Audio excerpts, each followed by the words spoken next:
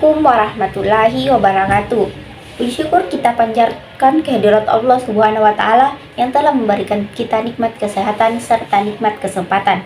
Dan tak lupa pula kita kirimkan kepada Nabiullah Muhammad SAW yang telah membawa kita dari zaman kegelapan menuju zaman yang terang benderang.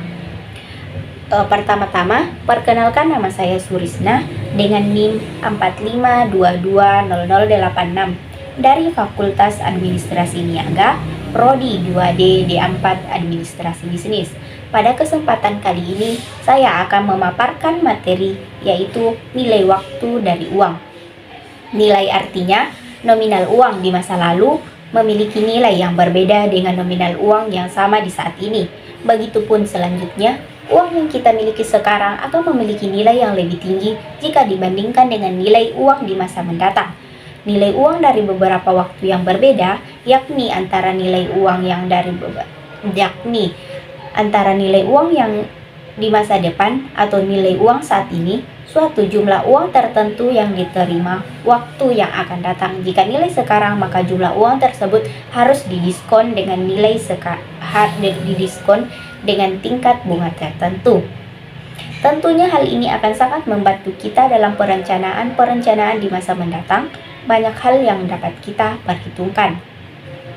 Adapun sub-sub materi dari materi ini, yang pertama konsep nilai waktu dari uang, yang kedua tingkat bunga efektif, yang ketiga aplikasi nilai waktu uang, dan yang keempat metode-metode nilai waktu uang. Materi yang pertama yaitu konsep nilai waktu dari uang. Konsep nilai waktu atas uang sangat diperlukan dalam perencanaan keuangan di masa mendatang. Yang pertama, future value atau nilai yang akan datang. Artinya, nilai uang di waktu akan datang dari sejumlah uang saat ini atau serangkaian pembayaran yang dievaluasi pada tingkat bunga yang berlaku. Adapun rumus yang digunakan, yang pertama untuk manual, rumusnya yaitu FV sama dengan P0 dikali 1 ditambah R pangkat N. Dan untuk tabel, rumusnya yaitu Fn sama dengan P0 dikali DF R pangkat N. Jadi rumus future value yaitu PF sama dengan P0 dikali 1 ditambah I pangkat N. Contohnya, dengan soal jika kita menabung 1 juta rupiah saat ini, maka berapa jumlah uang kita 3 tahun ke depan jika tingkat bunga 10% per tahun. Perhitungan untuk permasalahan ini biasanya menggunakan bunga ganda, yang artinya bunga yang kita peroleh pada tahun pertama akan disertakan dalam perhitungan bunga tahun selanjutnya, dan begitu seterusnya. Misalnya, kita menyimpan uang di bank 1 juta rupiah sekarang, maka jadi penulisannya seperti ini.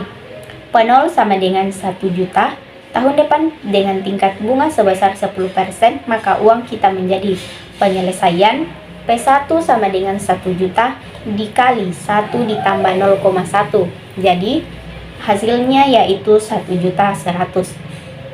Yang kedua, nilai sekarang, yang artinya nilai sekarang dari pembayaran masa depan yang dilakukan dengan pemajemukan.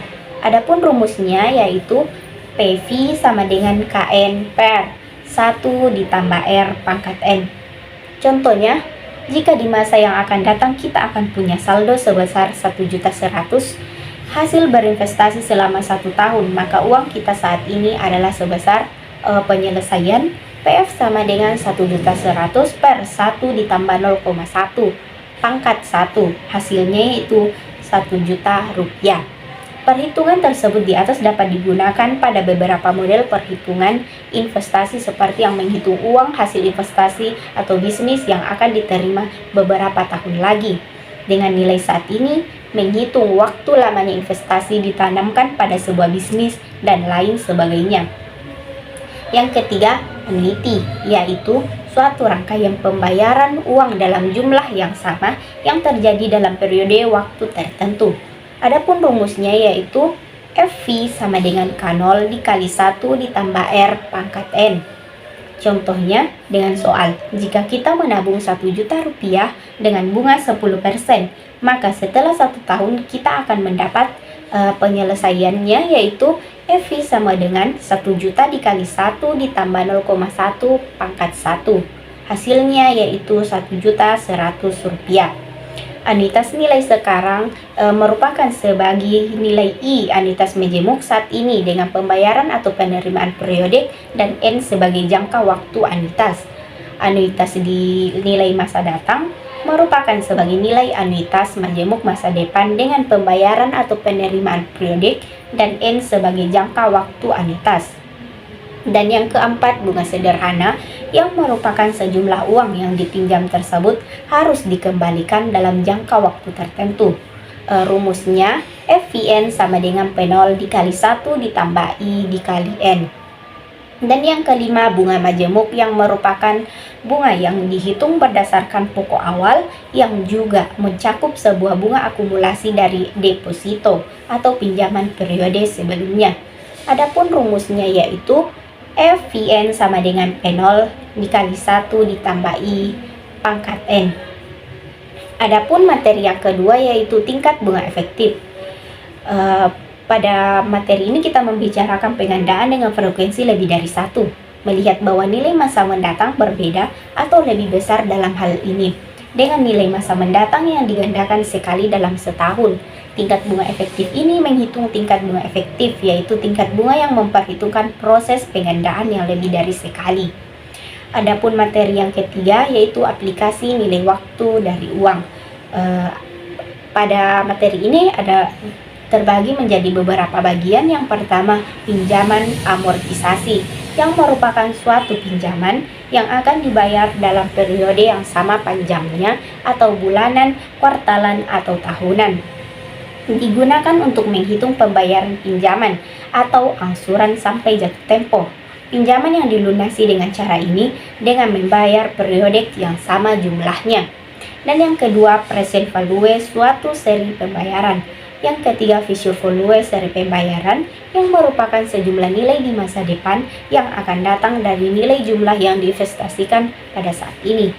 Dan yang keempat, present value antara dua periode yang merupakan jumlah nilai yang memang harus diinvestasikan pada saat ini bila kita menginginkan jumlah nilai tertentu pada masa yang akan datang. Dan yang terakhir, analisis komponen tabungan dari tawaran asuransi.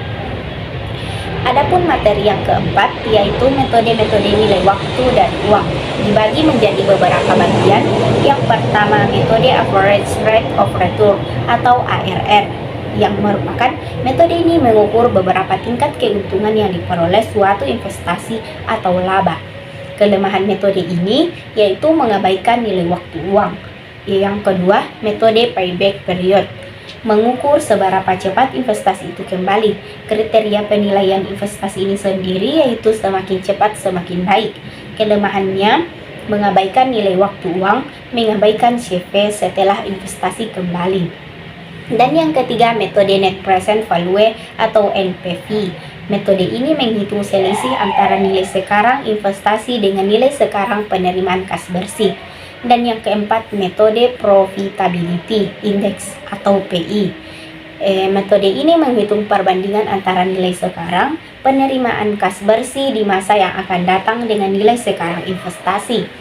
Dan yang terakhir, metode internal rate of return atau IRR, tingkat diskon faktor yang menyamakan nilai sekarang investasi dan nilai sekarang penerimaan kas bersih di masa yang akan datang.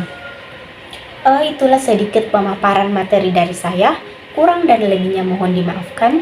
Assalamualaikum warahmatullahi wabarakatuh.